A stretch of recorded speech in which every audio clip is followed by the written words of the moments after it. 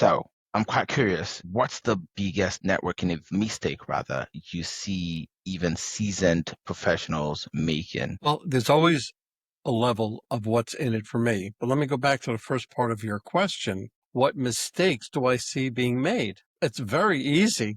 They talk, right? So if you're out there to learn about other people, if you're out there to give with a servant's heart, if you're out there to try to help everybody, one thing that's going to work against you, it's you talking, right? You go out there and say, as soon as you walk up to that table, you're talking, and you're not listening. So that's a number one mistake, probably the biggest mistake that people would make. Welcome to the Kingdoms Podcast, where growth mindset meets leadership and business insights. Get insights from top entrepreneurs, professionals, and thought leaders. Visit kingdomspodcast.com. Fuel your mind. Your next breakthrough starts here. Looking for expert legal support you can trust? At Grayfield Solicitors, we simplify complex legal issues for both businesses and private clients across Essex and beyond. From pensions and insolvency law to construction, conveyancing, and commercial litigation, our experienced team is here to help. With clear, practical advice and a commitment to results, we put your peace of mind first, every step of the way. We're proud sponsors of the Kingdoms Podcast, championing voices that enlighten the world on growth mindset, leadership, and business insights for entrepreneurs. Visit grayfieldsolicitors.com today to book your free consultation. We're live, ladies and gentlemen. You're once again welcome to the Kingdoms Podcast. And today I've got with me a VVIP, very special guest, fighting out of Georgia, United States of America. Make welcome, Michael, the award-winning communications expert, Foreman. How are you, Michael A. Foreman? I am doing absolutely great, and I'm so glad to be here today. Oh wow, fantastic. So I always like to do the Bruce Buffer, announcement, introduction for my guests, and sometimes some of them think, okay, am I coming to fight here? Am I a fighter now? Before, the only Foreman, I used to know was George Foreman, but now I know Michael A. Foreman. The only difference is that he put an E between the R and the M with his informant. That's the only difference. The That Foreman he grill. was a little bigger than I was, but besides that, Do you by any means use the Foreman grill? Like I think yeah, I it's kind of used popular to. one. I used to use the Foreman grill, and then I went on from that. But yeah, I used to use it. Oh wow! So what do you use now? Actually, I use a Ninja product that does the same thing. Come on, Ninja's the name of. Foreman. Foreman I should use know, Foreman. I know. Wow. Like I was telling you before we started the podcast, I'm very, very big on gratitude. And I always say that, an attitude is good gratitude. And anytime a person shares a time with you, they share their life with you because the SI unit for measuring life is time. So to start with, from me to you, a very, very big thank you to you for, coming on board today to share your wealth of experience, your very, very valuable knowledge, with us today on the podcast. It means a lot to me, and I'm very, very grateful to you. Thank you very much, and God bless you. So today, I've said this many times on the podcast. The two set of people I appreciate the most in terms of service to humanity, those into healthcare and military service. And interestingly, you're top of the food chain, you are a veteran, right? Networking Yes. strategist, 2024 award-winning communications expert, keynote speaker, and of course a published author. You help professional networks, right? And you help people communicate for more profitability through your company, right?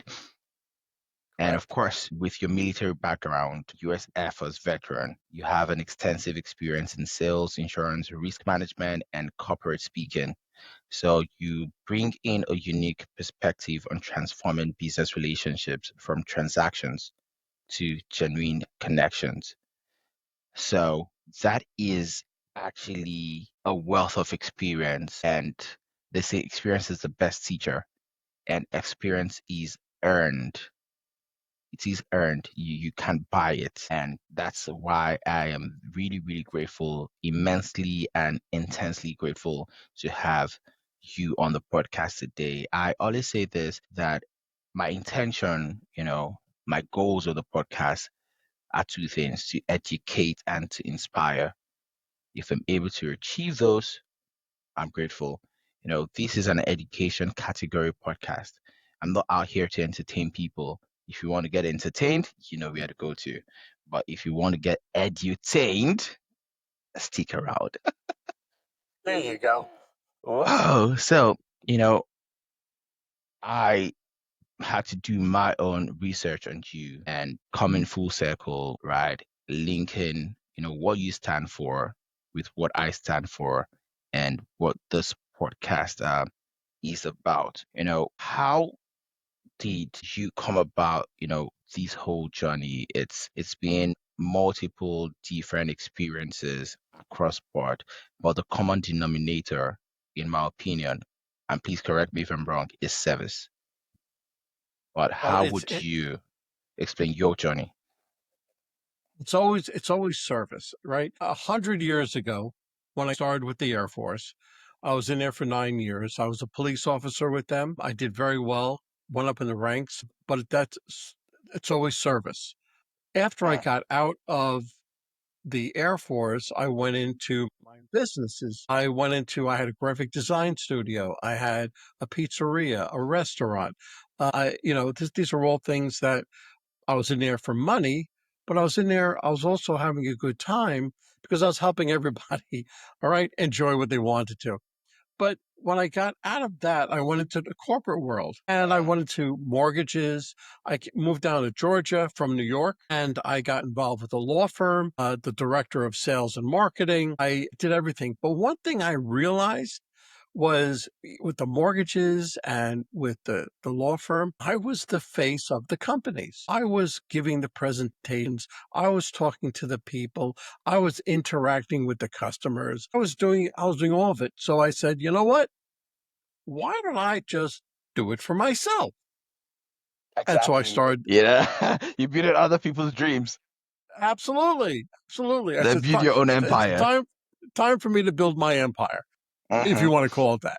But it was a very interesting journey. I loved the journey. I wouldn't change anything about it. It made me who I am today. Something that actually resonates and what I say is a connecting dot between yourself and myself. And like I told you, I did my homework on you. I know more about you than you think I do. Okay. I know you appreciate the arts, and Yes, sir. I know that you actually describe networking, as an art form rather than just a business transaction. And do you want to know the title of my very first book? So, Mastering the Art of Entrepreneurship. yeah, well, there you go. The art. It's the art of I chose networking, you chose entrepreneurship. So it's all the same. So I think I'm going to increase the price of my book before you buy it because you have to buy that book. If no other person on this planet buys that book, you have to buy it, and you have to buy it at a premium. Right, right. Of course, of course. you know, uh, it's a really big connecting dot, right? I'm a social scientist, but I'm also this guy that appreciates the arts. Entrepreneurship, business is a hybrid of an art and a business and a science rather. But I'd like for you to speak to that because a lot of people tend to just try to take it from the scientific aspect and ignore the art. And the art is what makes it beautiful. Well, we don't sell widgets. right? Give me 3 for $1. I'm going to give you the widgets, right? That's all building your customer base. Before the pandemic, right? I'm going to switch it. It's half and half. Before the pandemic, everybody was interested in building their customer base. And the more customers they have, the better. It's not that way. Ever since the pandemic, I think more building of relationships is important, right? So I used to go to a networking event when I was dealing with the mortgages or attorney firms or anything else like that. And I used to come home with a shoebox filled with business cards. Look how Oh, good I did. And you know what? That's wrong. It was all wrong, right? Now, if I go to a 3 or 4 hour event, I say, come home with 15 or 20 business cards, because those are people that I spoke with, that I got to know their background, that I got to really enjoy them. mm, So, and of course, that helps with the follow up. And I personally believe that the follow up is more important than actually meeting the person, because absolutely. that's where all the business lies, right? If you follow up too much, too little, not enough, the wrong way, the right, there's so many different things that really is what makes the business. I actually have the secret sauce of follow up, right? Mm, So when you meet somebody, if you use my ways of following up, you are, I think, 75%, you have 75% more of a chance of communicating with that person. It mm. goes from that 2% to about 75%.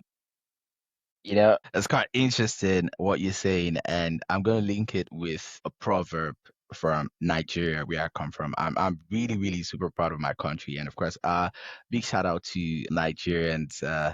They've actually been very supportful and supportive to the podcast lately. We rose as high as number 7 on the Apple podcast, charts in Nigeria.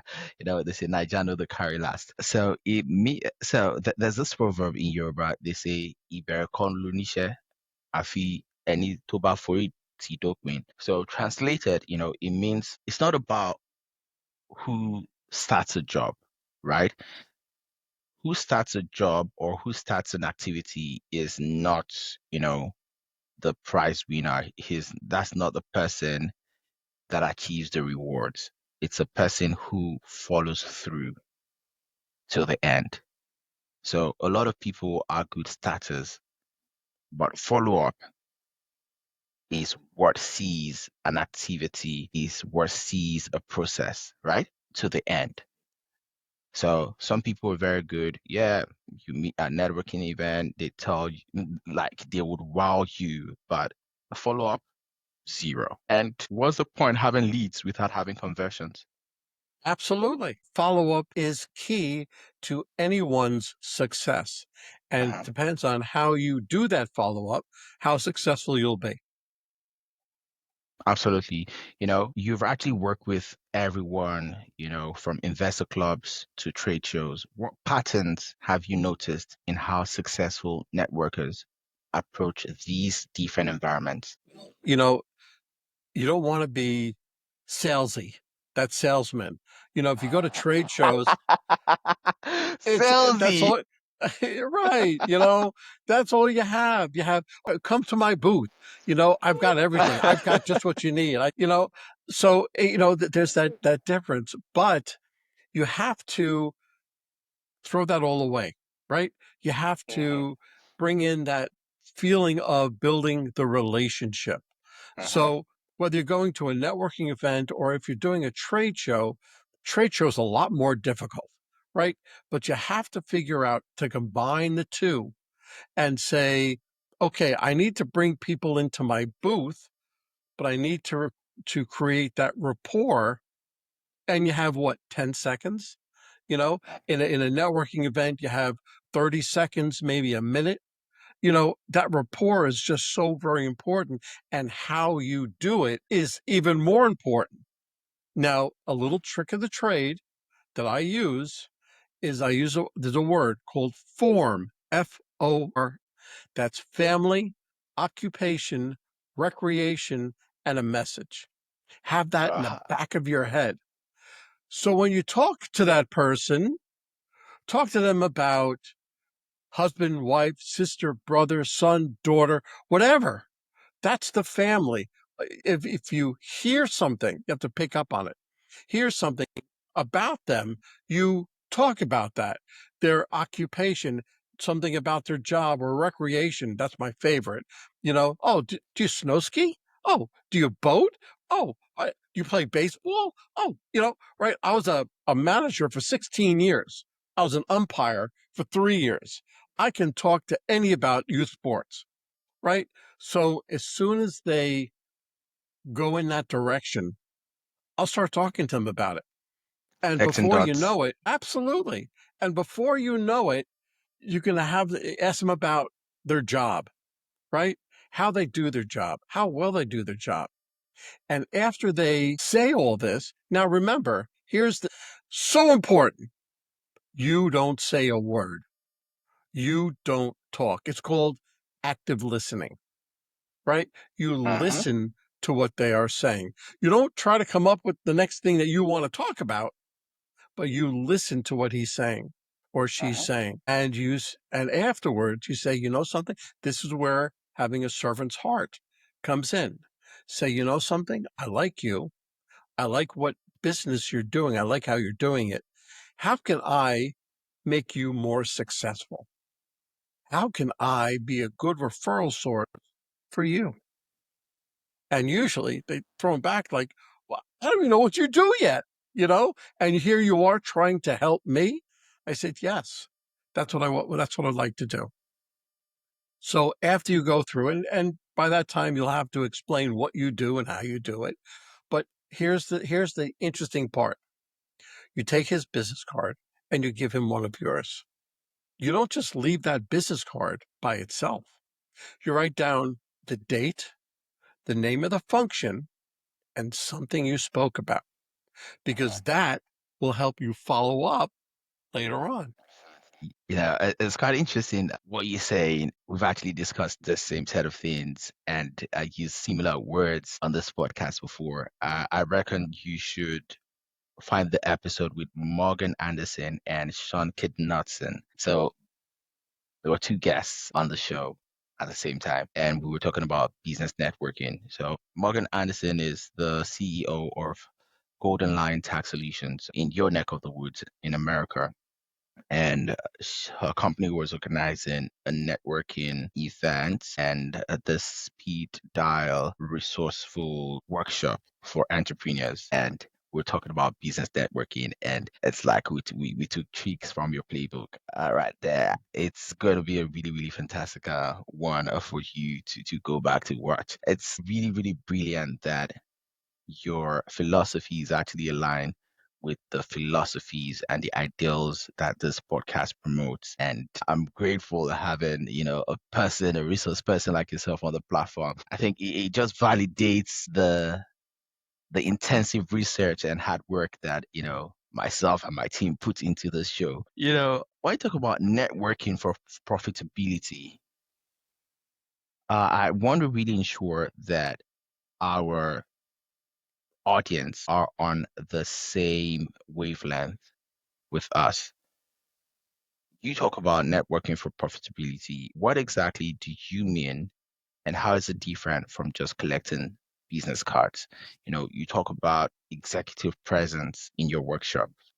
So how would you define that for someone who has never heard the term before? And what's the difference between networking and what you call genuine connections? Okay, so let's break this down a little bit further. Strategic networking, right? Listen, everybody goes to networking events. You go to a Chamber of Commerce event. You go somewhere else to network with people. And then after the networking event, you say, did I talk with anybody? Or who did I speak with? Or everything was very general. Strategic networking. It's going to network with a position. You knowing that you say, okay, I need to speak with these types of people. You don't speak with them all the time, but you shorten your conversation with them.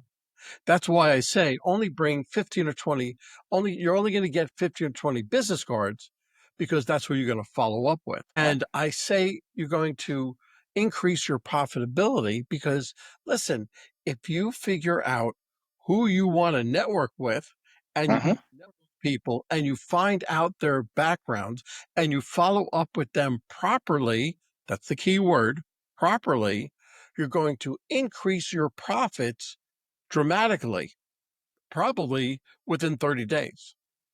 So you have the combination, the variation of people who network, who go to networking events just to, just to network, or you have the people who strategically go and figure out who they want to talk to, follow up with them properly, and they'll increase their profits within 30 days. Now I'm thinking about members of our audience that are thinking in their heads, these all sounds great, but I am an introvert, or Yes. I hate networking events, or I don't know where to start. So for someone who breaks out in a cold sweat at the thought of Okay. walking into a networking event, so what's your nuts and bolts method that you teach? I teach, it's very simple. Now, let me back up a little bit. When I say going to networking events, I always say go alone.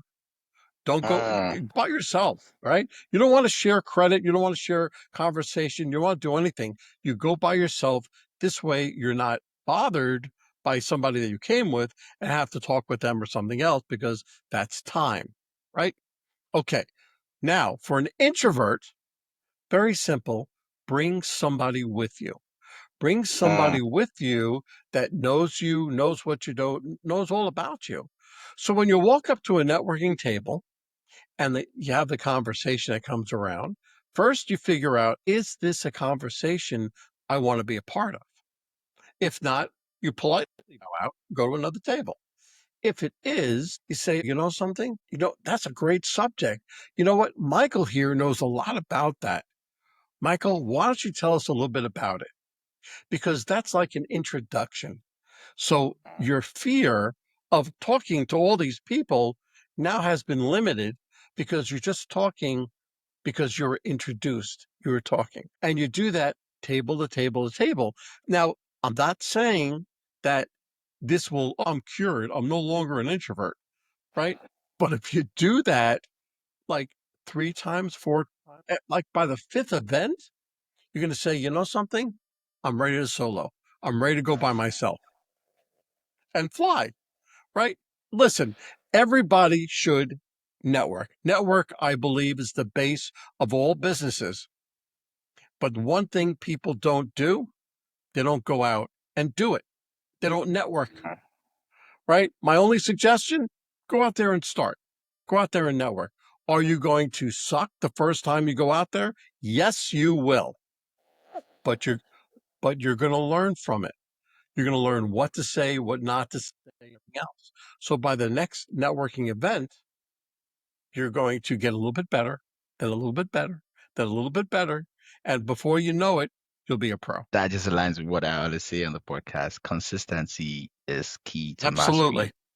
Yeah, so I love to weaponize consistency. It's pretty much the eighth wonder of the world. Just like Albert Einstein said, compound interest is the eighth wonder of the world.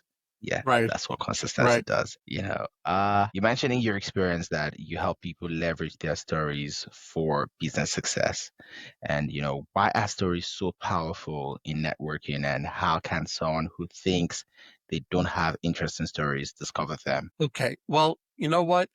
Would you rather have somebody that tells you about themselves, about what they do, and everything is statistics and what they do and how they do it? Or do you want to hear somebody tell you a story about it?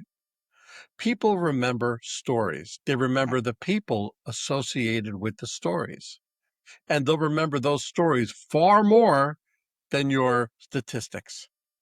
So intertwining the two of them. And then, of course, listen, if you're funny, then make a joke and put a little humor into it. If you're not funny, don't do it because people will know. People You're trying know too when hard. you're absolutely, absolutely. but just try to put it all into a story because they will remember. Do you know why I'm laughing? Because I have been in an event where a guy was telling a joke, right? But I was laughing to the joke, not because the joke was funny, but because the joke was not funny. Well, the way his delivery. If you don't have a delivery, don't say the joke. It's really simple. And yeah, it's true.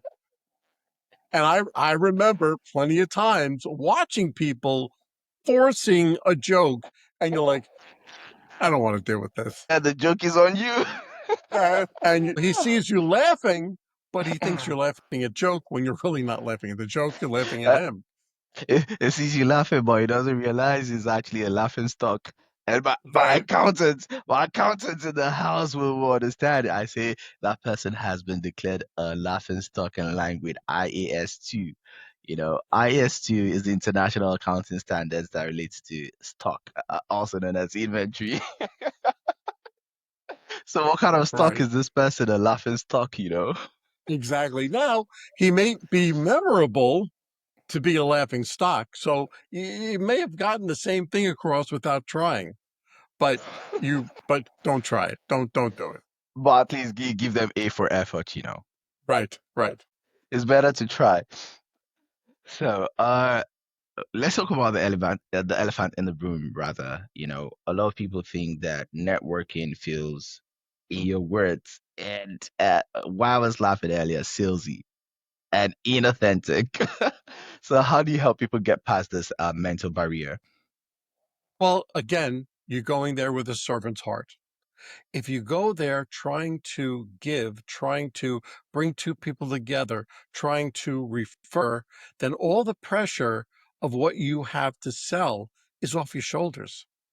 You don't have to worry about being salesy because you're not selling anything. Right. So one thing I go on stages and I talk about, I go into businesses, I do workshops. And one point I'm always trying to bring to them is that people love to buy, but they hate to be sold to. Absolutely. Right. People love So, agency. They want to feel in charge. right. But they don't want to be sold to, Mhm.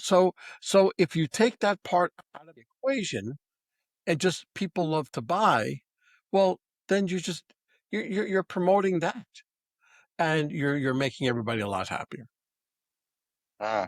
I think this is where the real gold is for our audience.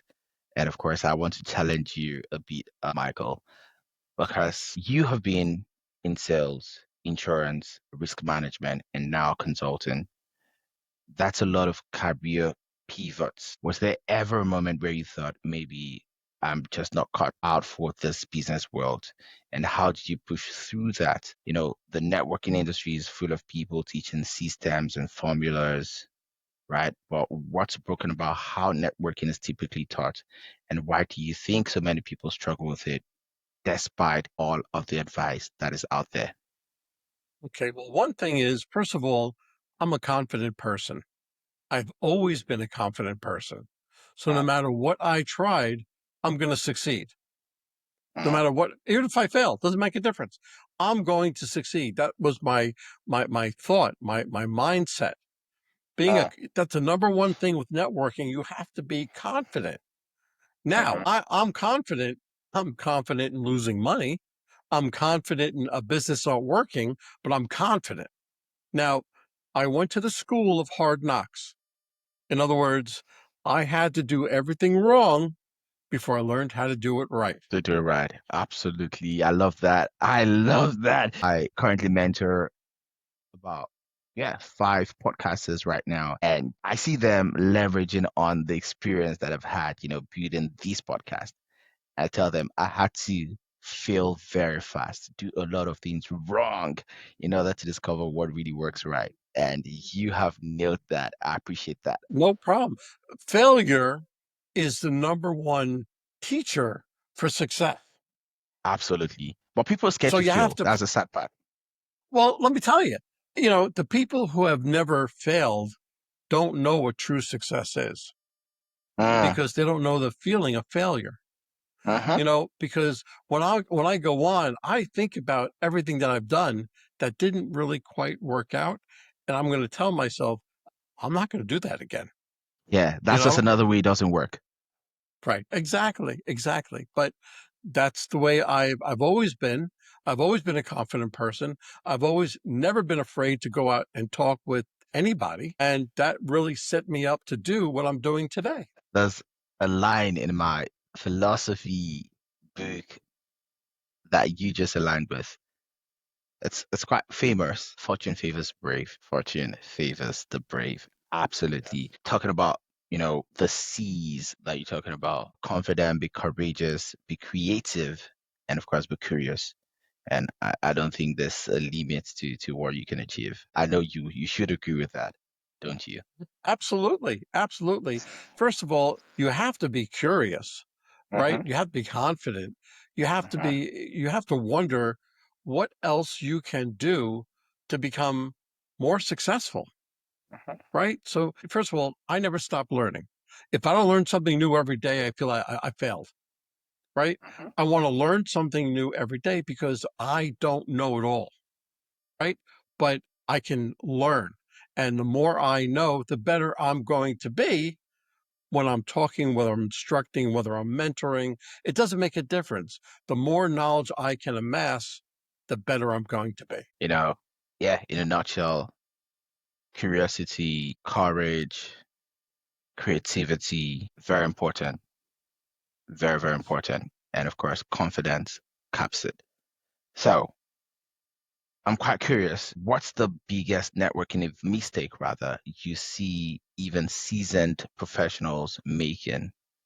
And, here's a tough one. You talk about genuine connections, but at the end of the day, you're still running a business, right? And there's pressure on you to make profit. So how do you balance authenticity with the need to generate revenue? And isn't there always going to be some level of what's in it for me? Well, there's always a level of what's in it for me. But let me go back to the first part of your question. What mistakes do I see being made? It's very easy. They talk, right? So if you're out there to learn about other people, if you're out there to give with a servant's heart, if you're out there to try to help everybody, one thing that's going to work against you, it's you talking, right? You go out there and say, as soon as you walk up to that table, you're talking, and you're not listening. So that's a number one mistake, probably the biggest Uh, mistake that people would make. Active listening, I've spoken about that, very much on this show. And I say there are four language skills for a reason: speaking, listening, reading, and writing. A lot of people place too much premium on speaking. You need to be an active listener. People who watch this podcast understand that I place a lot of premium on that. And of course, you did confirm that. You confirmed that at the beginning, where before we hit the record button, that why is it that I ask the follow-up questions? Right? Is it that I'm looking for particular answers? I am open-minded. I'm not looking for a particular answer. The reason why I ask the follow-up questions is I listen to you actively and I want to understand in between the lines of what you're saying. And I try to corroborate what you're saying in order to confirm understanding. And trust me, I have learned a lot from, great minds like yourself from all around the world. I think I've interviewed people from every continent in this world right now with over 100 episodes in the bag. I'm grateful, but you need to learn a lot from people by listening. Very, very important. And of course, I'm grateful you actually brought this up. I'm really grateful. It's so true. Yeah. And we have 4 minutes left, on the pod. They say it takes 4 minutes to save a life. So let's talk about you as a person. What would you say, right, that people don't really know about you, but it's probably like a skill or capability that you have and you're quite proud of, but people don't really know about you as a person? Well, that's kind of tough. But anybody who truly knows me knows that it's family first, God is second, and I am third. Wow. You're the first person I've ever heard that. Family first, God second. I like it. Rearrangement. Well, I have to tell you, Brian Piccolo wrote a book. Brian Piccolo was a former Chicago Bears football player, and he just switched the first two. He said, God is first, my family second, I am third. The name of the book was I Am Third. But I switch it around because my family is first. God is second, but I am third. Interesting stuff. Okay, I'll think about it. I don't have would I say, I'm not married, so I wouldn't say I have, is it, what do you call it, the primary family or something? Yeah. Well, I've been married for 37 years. Wow. Yeah. Wow. That is even before I was born. I'm 33 years old. So I have a lot of learning to take off Yes. your Yes. playbook. Please just document the things I need to know so that I won't make the wrong decisions. Right. Right. It's Whoa, sir. too long. It's too long of a thing for me to ever write down. So, you know, Please write what you can write, please. I'm okay. begging you.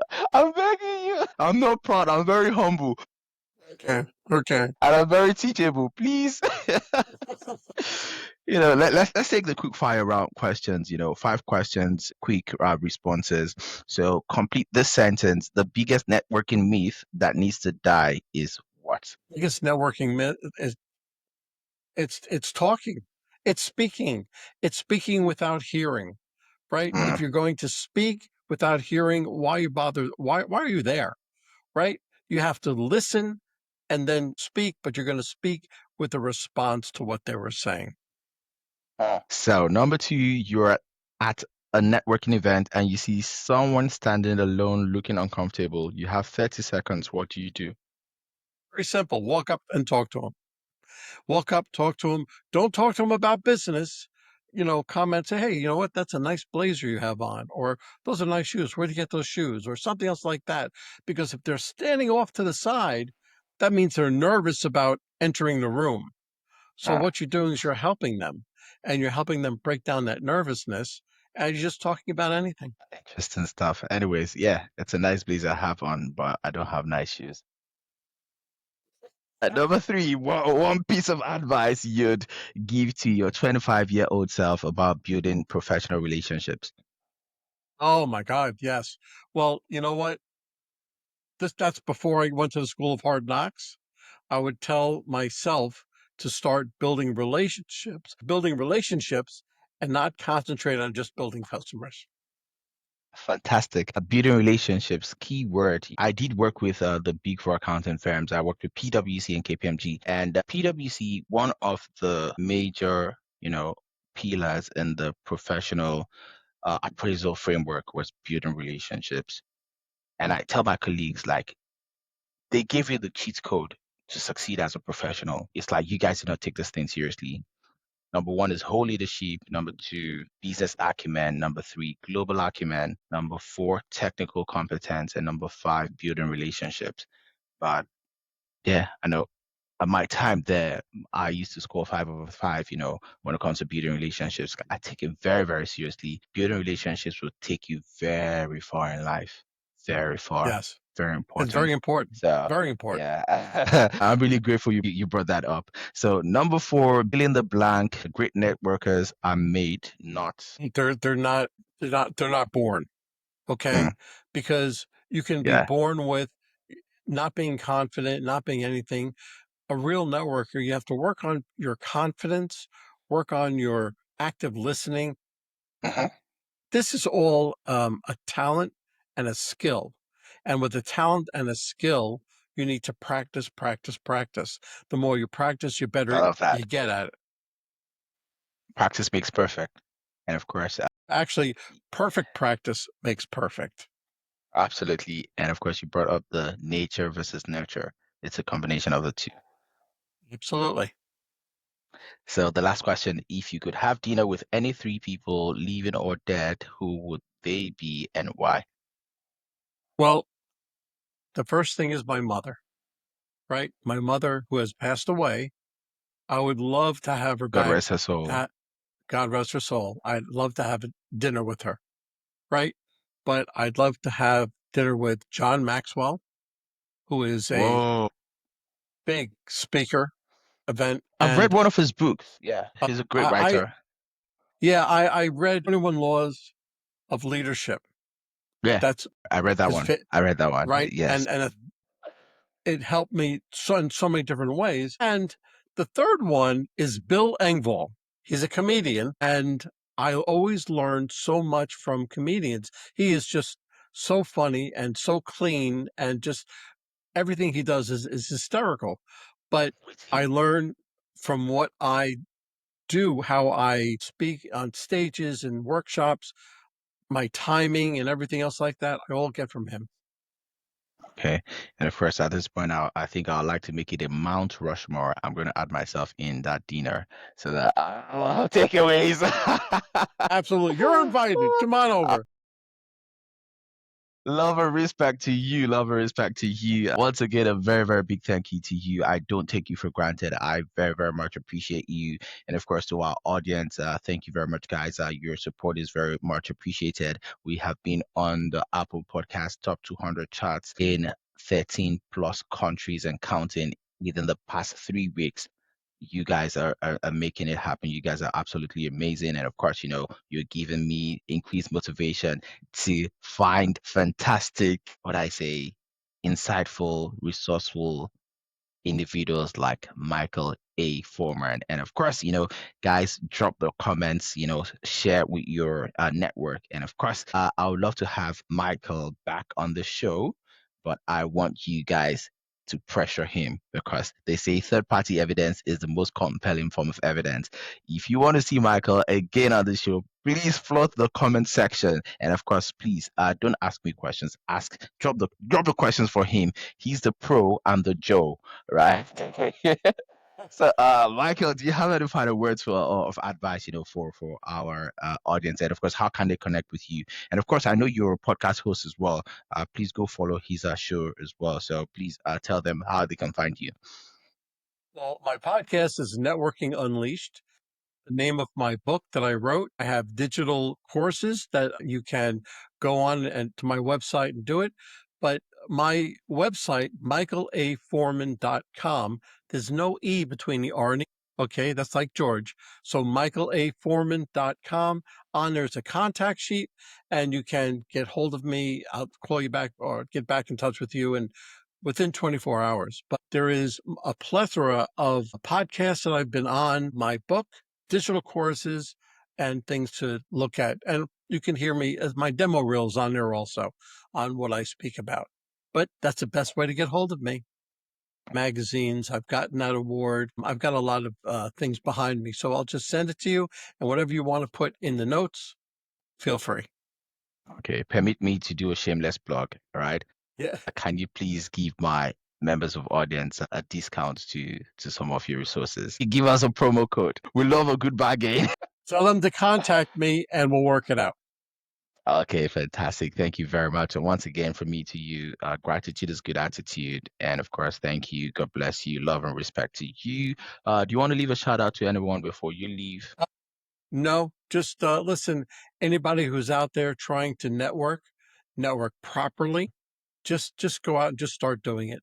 Just start networking and you'll see how much easier it is, how much better you feel. And once you are out there networking with confidence, then the world just opens up to you. So thank you once again. And of course, guys, till I come your way again, keep winning in life. And of course, stay out of trouble. Goodbye from me.